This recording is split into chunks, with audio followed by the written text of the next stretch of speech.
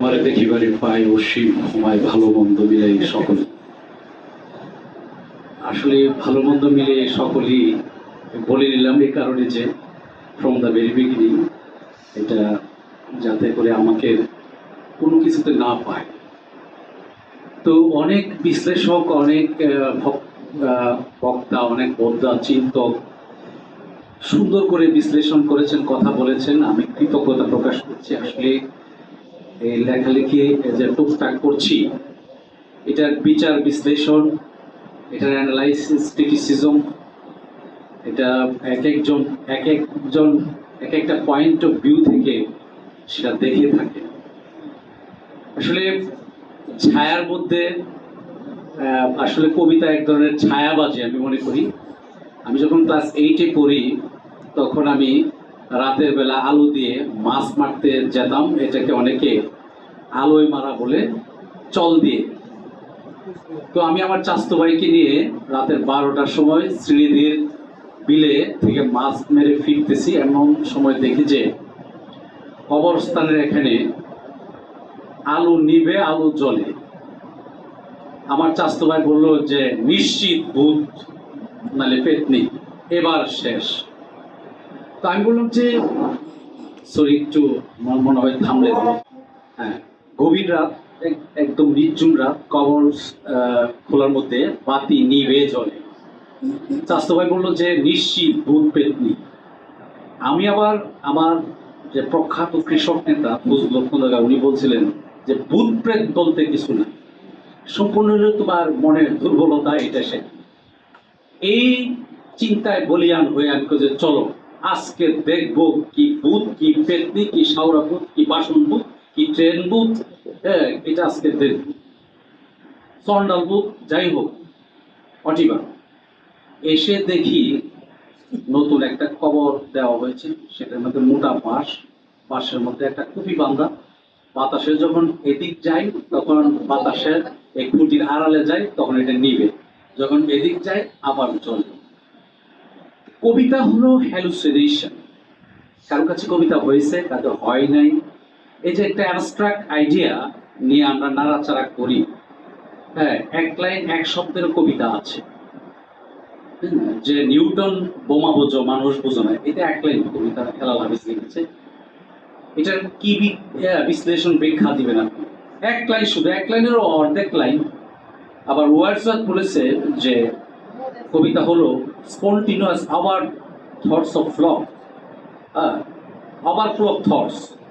এই যে স্বতঃস্ফূর্তভাবে যা বেরিয়ে আসে সেটাই কবিতা। একটু শব্দগুলো গুছিয়ে নিলে হলো। যদি আপনি স্কেল দিয়ে, আপনি ডান্ডি দিয়ে মেপে, রাবার দিয়ে মেপে কবিতা লিখতে চান, কবিতা হবে না। তাহলে শাহ মোহাম্মদ শগীর, কায়কোবাদ, আপনার মনে করেন যে আরো জালি মাতাপুর থেকে শুরু করে আরো যারা ওই কি বলে শাহ আব্দুল করিম, যারা লিখেছেন তারা লিখতে পারতেন না। কবিতা একটা আসলে যে স্পন্টিনিউয়াস ওভারফ্লো অফ থট, সেটাই ধ্রুবসত্য। তাহলে ঢাকা বিশ্ববিদ্যালয়ের যে আব্দুল হাই, এত বড় ক্রিটিক বাংলা সাহিত্যের, যে আপনার আহমদ শরীফ, ওনারা বিখ্যাত কবি হইতেন। যখন আপনার শেক্সপিয়র আপনার নাটক লিখতে শুরু করলো, অন্যান্য সমালোচকরা বললো যে কিচ্ছু হয় নাই, একটা নাটকও হয় নাই, এগুলো মার্লো থেকে দাঁড় করা। কারণ মার্লো ছিল তার প্রিভিয়াস নাট্যকার, মার্লো থেকে দাঁড় করা। এবং এত সমালোচনা লিখছে যে তার নাটক হলো 37টা, সমালোচনা গ্রন্থ হলো 69টা। হ্যাঁ, অতএব আজকে কিছুটা আমি বুঝতে পারছি যে কবি হয়েছে, কারণ এত ঢিলাঢিলি যে আমার করছে, বুঝছি যে আমি আমার কিছু হয়েছে, এই জন্য একটু ঢিলা দিই। তাহলে তো ডিল এত হইল না, কারণ যে গাছে ফল আছে ওইটার মধ্যে তো ডিল মারবো, সাউরা গাছে কেউ ডিল খাইছে।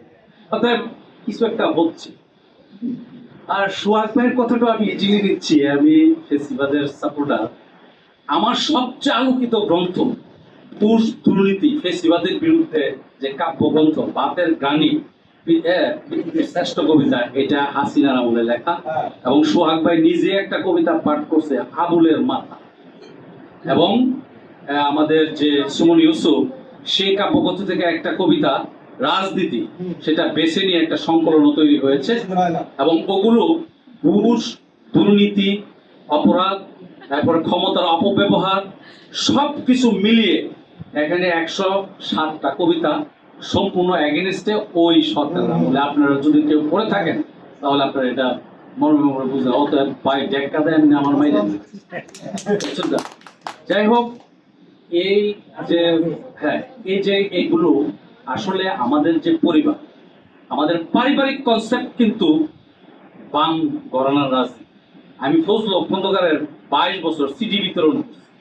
ফজলুল হক খন্দকার হলো হাতেম আলী খানের পরে উনি কৃষক, এবং ওনার মনি সিং পরে হাতেম আলী খান, পরে ফজলুল হক খন্দকার হলো আপনার 79 সালের সেক্রেটারি সারা বাংলাদেশের কৃষক সমিতির। সম্মেলনটা হয়েছিল নরসিংদী সরকারি কলেজে। এটা কিন্তু এই বছর বের হয়েছে গঙ্গারি দিতে। সম্মেলনে আপনার সালাম সাহেব হলো সভাপতি, ফজলুল হক খন্দকার সেক্রেটারি।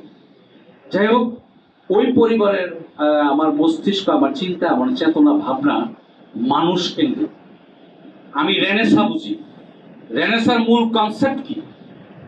রেনেসার মূল কনসেপ্ট হলো আগে, বিফোর রেনেসা এবং আফটার রেনেসা। রেনেসার পূর্বে মানুষের চিন্তা চেতনা বোধ ভাবনা ছিল দেব দেবী কেন্দ্রিক, গডস এন্ড গডেসেস। যে এই যে অলিম্পিয়াস পাহাড় থেকে আপনার মনে করেন জিউস দেবতা যেটা বলবে এটাই হচ্ছে।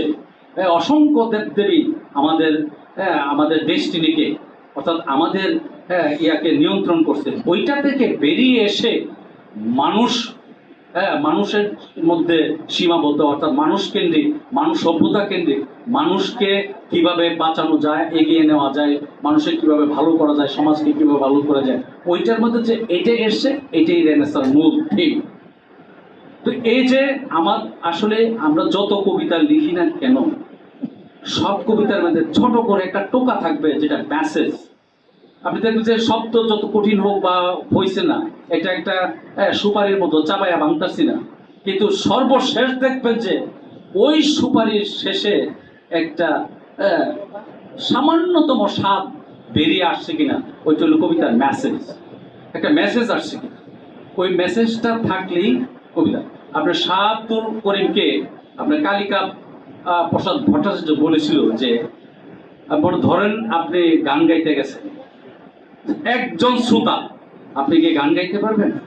শাহ আব্দুল করিম বলছিল যে গাইতে পারবেন। যে কিভাবে? আমার গানটা যদি একজন শ্রোতাও গ্রহণ করে বা শুনে, তাতে আমি ধন্য। তো কেন? যে আমার গানের সুরটা মুখ্য না, গানের কথাগুলো হলো আসল, বাণীগুলো হলো আসল। আমি গান দিয়া কি বুঝাইতে চাই, সেখানে অ্যালিটারেশন আইলো কি অ্যাসোনেস আইলো কি ম্যাটাফোর আইলো নাকি সিমিলি আইলো নাকি এক্সাজারেশন আইলো নাকি সিনিট ঢুকে আলো, এটা ডাজ নট ম্যাটার।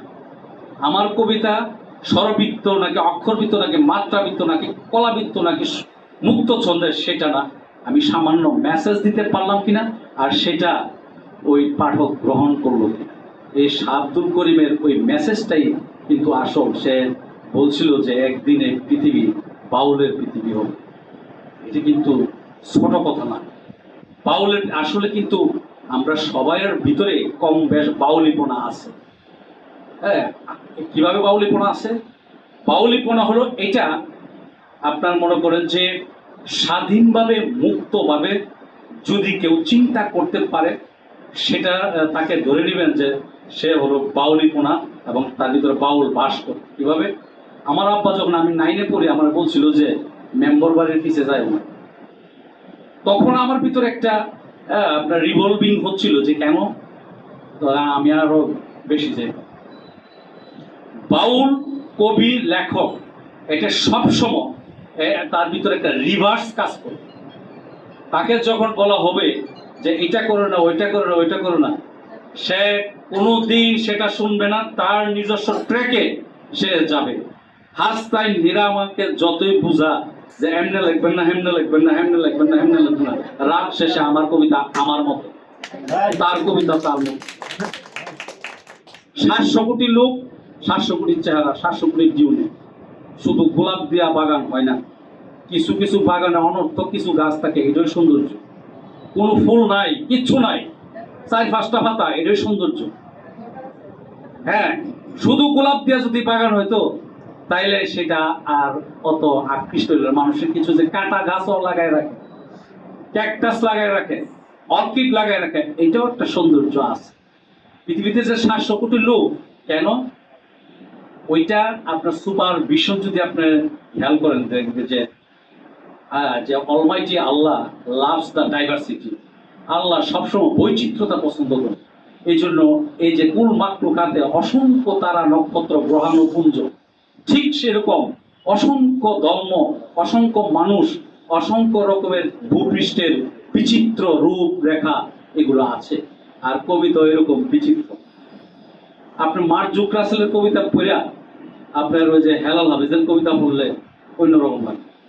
আবার যে বললো যে আমলা কবি আবু জাফর বাইদুল্লাহ, আমলা কবি না, আমলা কবিতা পড়া আবার যদি আপনার ওই যে কি বলে যে ওই কবির নাম হলো গিয়া রুদ্র মোহাম্মদ শহীদুল্লাহ, ওইটার আপনার ডিফারেন্স। তো আপনার যত, আমি মনে করি যে ভাবিত করতে পারলেই হলো, আপনাকে তাড়িত করতে পারলে, আপনার ভিতরে অনুরণন সৃষ্টি করতে পারলেই হলো। একটা শব্দ, একটা লাইন যদি আপনার ভিতরে স্টিয়ারিং তৈরি করতে পারলে, যে বাপ বিস্কুট বললাম, সোহাগ ভাই বললো, এরকম আজব শব্দ শুনছি না। আমি মনে করি আমি কবি। এই জন্য এই বাপ বিস্কুট এটা একটা প্রতীকী শব্দ, এটা একটা সিম্বলিক ওয়ার্ড। আমি অনেক কবির অনেক এরকম শব্দ দেখেছি, বিশেষ করে রুদ্র মোহাম্মদ শহীদুল্লাহ এমন শব্দ পাইছি আমি জীবনে এরকম শব্দ আমি শুনি নাই। এরাই কবি। যাই হোক, অনেকক্ষণ অনেকজন অনেকভাবে আলোচনা করেছেন। নুরুল ইসলাম নূরচাঁদ ভাই এসেছেন, বৃদ্ধ মানুষ। আমার মুকুল ভাই এসেছেন, বৃদ্ধ মানুষ। সোহাগ ভাইয়ের আলোচনা সমৃদ্ধ হয়েছে, শাহিন সোহান সমৃদ্ধ হয়েছে, তারপরে হাসনাইন হীরা সমৃদ্ধ হয়েছে। আমি আরো দিক নির্দেশনা পেয়েছি, মস্তিষ্কের ভিতরে আরো কিছু কিছু কাজ আমি করে নিব। ঠিক আছে। যাই হোক, এই প্রগতি লেখক সংঘ আসবেন। আমরা নারায়ণগঞ্জ থেকে পিছিয়ে, শিল্প সাহিত্য সংস্কৃতি থেকে, ব্রাহ্মণবাড়িয়া থেকেও পিছিয়ে, এমনকি আমি যে কিশোরগঞ্জ যাই, কিশোরগঞ্জ থেকেও আমরা পিছিয়ে। এখানে আসলে শিল্প সাহিত্য সংস্কৃতি ওইভাবে হয় না। এই যে আমার মনে হয় এটা 2 বছর বা 1.5 বছর পরে বোধহয় এরকম একটা আয়োজন হয়েছে। কি কোন শাহজালাল ভাই? আমি পাই নাই। তো আজকে যারা যারা এর পেছনে শ্রমগাম দিয়েছেন, আপনারা কথা বলেছেন, আমি আসলে টুকটাক লেখার চেষ্টা করি। আমার ভুল ত্রুটি হতেই পারে, কবিতা হইতে পারে, নাও হইতে পারে, অসুবিধা নেই, তারপর লিখে যাচ্ছি। সবাইকে ধন্যবাদ। একটু নাস্তা আছে, আপনারা গ্রহণ করবেন। ধন্যবাদ।